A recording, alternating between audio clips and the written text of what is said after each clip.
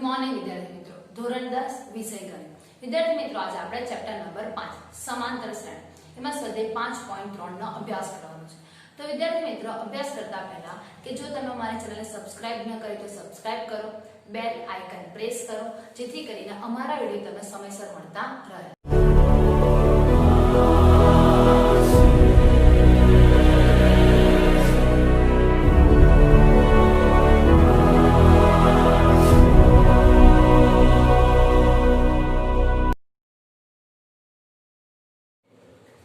Chapter 5 સમાંતર શ્રેણી એમાં જે સ્વાધ્યાય 5.3 નો પ્રશ્ન 3 સમાંતર શ્રેણી એમાં જે દાખલા નંબર 8 an બરાબર 4 છે, d બરાબર 2, sn બરાબર -14 આપેલ હોય તો n અને a શોધવાનું છે. વિદ્યાર્થી મિત્રો, અહીં આપણને a આપેલો છે, d આપેલો છે અને sn આપેલો છે. તો આપણે n અને a શોધવાનું છે. તો n a નું આપણી પાસે સૂત્ર છે an બરાબર a વત્તા n minus 1 into d. તો an ની કિંમત આપણી પાસે છે 4. તો an બરાબર 4 a વત્તા n minus 1. d ની કિંમત આપણને અહીં આપેલી છે 2 છે. તો 2 લખી દઈએ. 4 બરાબર a વત્તા 2 નો ગુણાકાર n સાથે કરીએ એટલે કેટલા થશે? 2n minus 2 એકા 2 માઈનસ 2 છે તો બરાબર ની આ બાજુ આવે એટલે શું થાય? પ્લસ થાય. તો લખીએ 4 વત્તા 2 બરાબર a વત્તા 2n. 4 વત્તા 2 એટલે કેટલા થશે? 6 થાય. તો લખી દઈએ 6 બરાબર a વત્તા 2. તો વિદ્યાર્થી મિત્રો, અહીંયા આપણને a ની કિંમત આપેલી નથી. તો શું કરીએ હવે? a ને આપણે આમાંથી શું બનાવી દઈએ છીએ? કરતા બનાવી દઈએ. તો પ્લસ 2n છે તો બરાબર ની આ બાજુ એટલે શું થાય? માઈનસ થાય. તો લખી દઈએ a બરાબર 6 minus 2n. તો a ની આપણને શું છે? એની કિંમત મળી ગઈ. હવે આપણને અહીં આપેલું છે sn. તો sn નું પણ આપણી પાસે સૂત્ર છે. તો લખીએ sn બરાબર n/2 2a plus n minus 1 into d. તો sn નું સૂત્ર છે. sn ની કિંમત કેટલી છે આપણી પાસે? -14 બરાબર n અહીં આપણે શું છે કે શોધવાનું છે. તો n ના છેદમાં 2. અહીં આપણને a ની કિંમત આપેલી છે 6 - 2n. તો લખી દઈએ છે કે 6 - 2n. અહીં આપણે લખી દીધા વત્તા n - 1. d ની કિંમત કેટલી આપેલી છે? અહીં આપણને 2 આપેલી છે. તો 2 લખી દઈએ. -14 બરાબર n ના છેદમાં 2. આમાંથી કોમન શું નીકળે છે? 2. તો આપણે શું કરી દઈએ? 2 કોમન કાઢી દઈએ. તો લખીએ 6 - 2n વત્તા 2 તો આપણે કોમન કાઢી લીધા એટલે વધ્યું શું? n - 1. તો n - 1 આવી ગયો. 2 શું થઈ ગયા? કેન્સલ. તો -14 બરાબર n.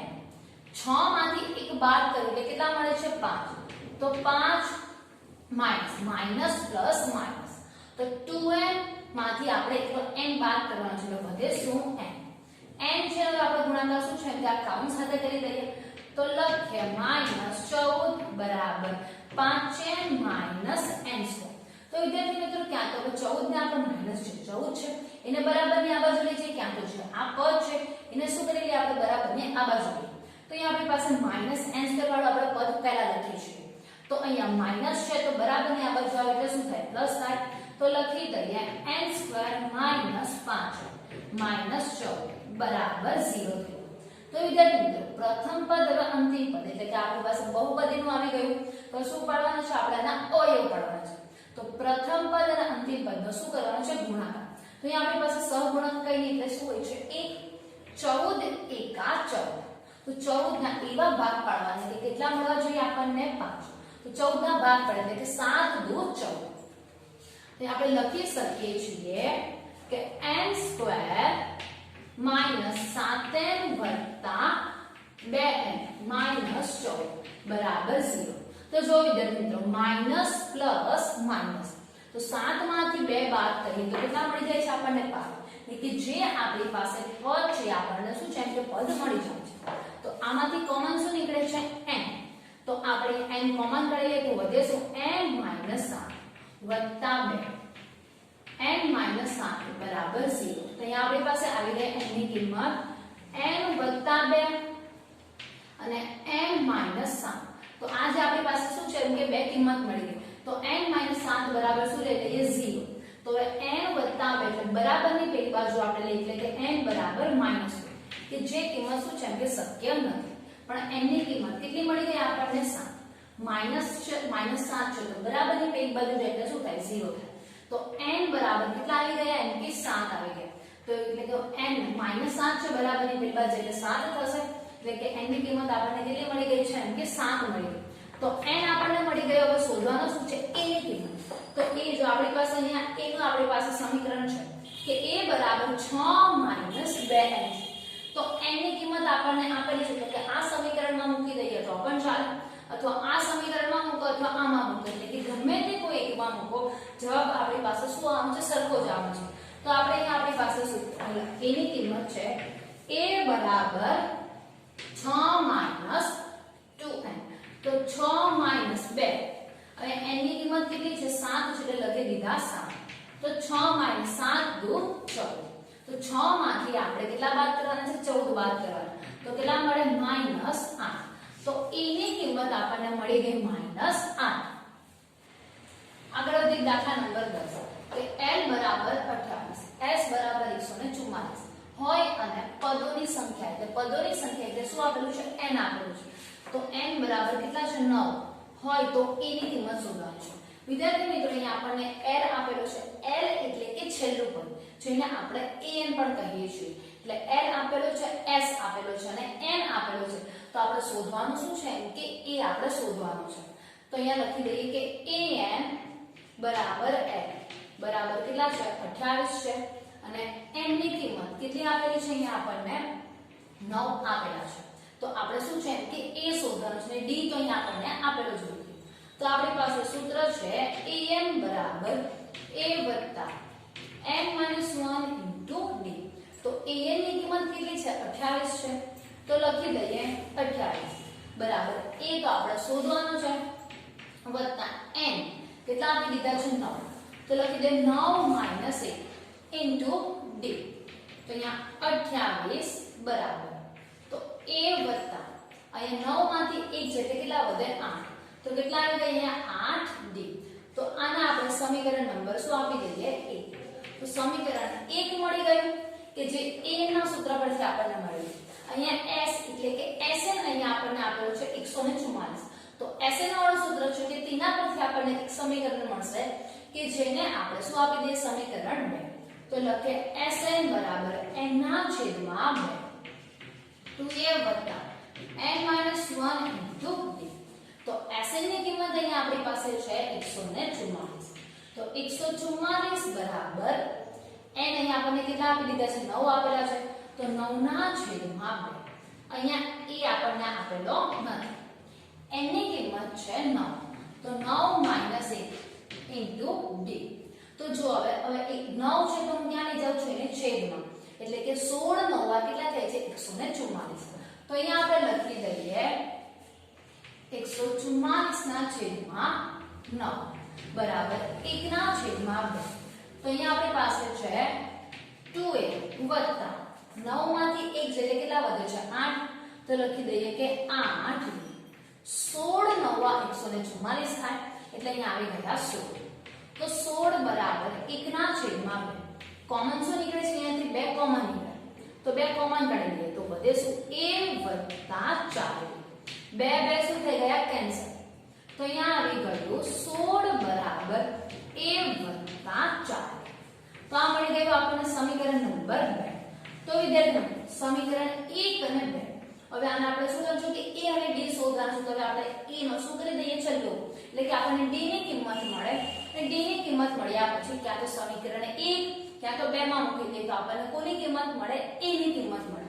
તો આપણે લખીએ કે સમીકરણ 1 અને 2 નો લો કરતા. તો સમીકરણ 1 છે આપણી પાસે a + 8d બરાબર 28 અને સમીકરણ 2 છે કે a + 4d બરાબર 16 છે.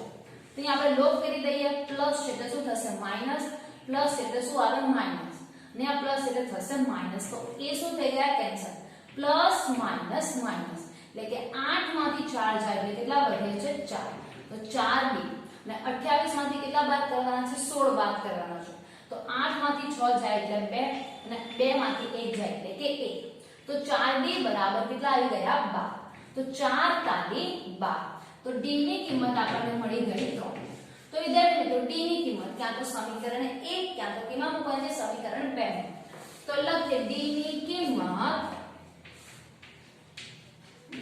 કિંમત સમીકરણ 1 માં મૂકતા તો સમીકરણ 1 છે આપણી પાસે a + 8d બરાબર 28 છે તો d ની કિંમત કેટલી છે અહીંયા આપણી પાસે 3 છે તો લખી દઈએ a + 8 ગુણ્યા 3 બરાબર 28 છે તો a + 8 તારી 24 એટલે અહીં આવી ગયા 24 બરાબર 28 પ્લસ 24 છે તો બરાબરની પેલી બાજુ જાય એટલે શું થાય માઈનસ થાય તો લખી દઈએ કે a બરાબર 28 માઈનસ 24 તો 28 માંથી 24 શું કરવાના છે બાદ કરવાના છે તો એટલે કેટલા મળશે a બરાબર 4 તો અહીંયા આપણને કીધું છે કે તો a શોધો તો a ની કિંમત આપણી પાસે કેટલી આવી ગઈ 4 આગળ વધીએ પ્રશ્ન 4 કે સમાંતર શ્રેણી 9 17 25 ના કેટલા પદોનો સરવાળો 636 થાય વિદ્યાર્થી મિત્રો એમ કીધું છે કે સમાંતર શ્રેણી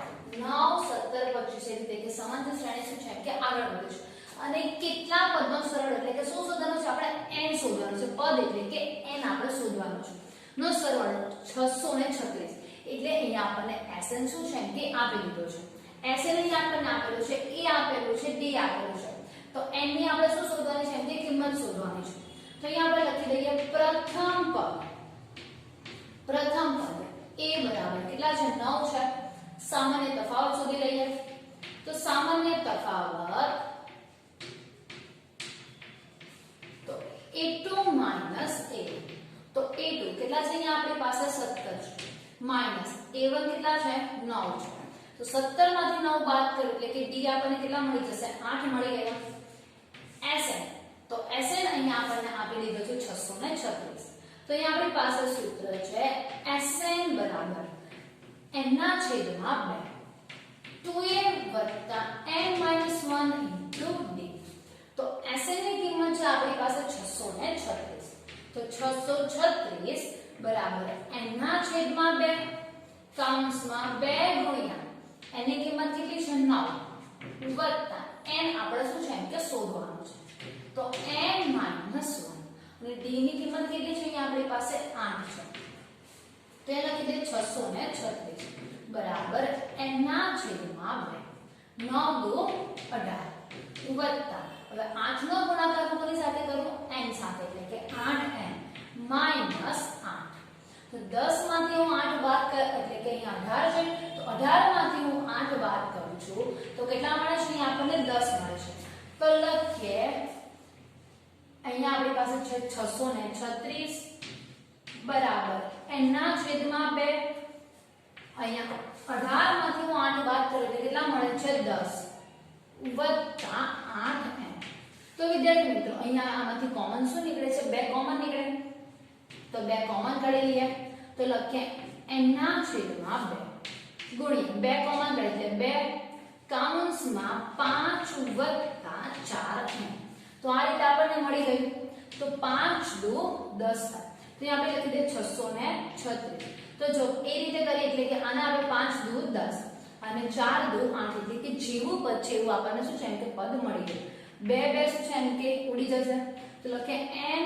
કૌંસમાં 5 વત્તા 4 તો 5 નો ગુણાકાર n સાથે એટલે કેટલા થશે 5n વત્તા 4 નો ગુણાકાર એટલે કે 4n છે એનો ગુણાકાર એટલે શું થશે 4n² પ્લસ 636 છે હું કરું બરાબર ને આ બાજુ લઈ જાઉં તો લખી દઈએ છીએ કે 4n² વત્તા 5n માઈનસ 636 બરાબર 0 તો વિદ્યાર્થી મિત્રો હવે આપણે આને શું પાડવાના છે ભાગ પાડવાના અને ભાગ પાડીને કેટલા લાવવાનો છે એમ કે +5 5n તો 636 એટલે કે જો પ્રથમ પદ અને અંતિમ પદ બંનેનો શું કરી દઈએ છે એમ કે ગુણાકાર કરી દઈએ તો અહીંયા આપણે એમ કે રફમાં કરીએ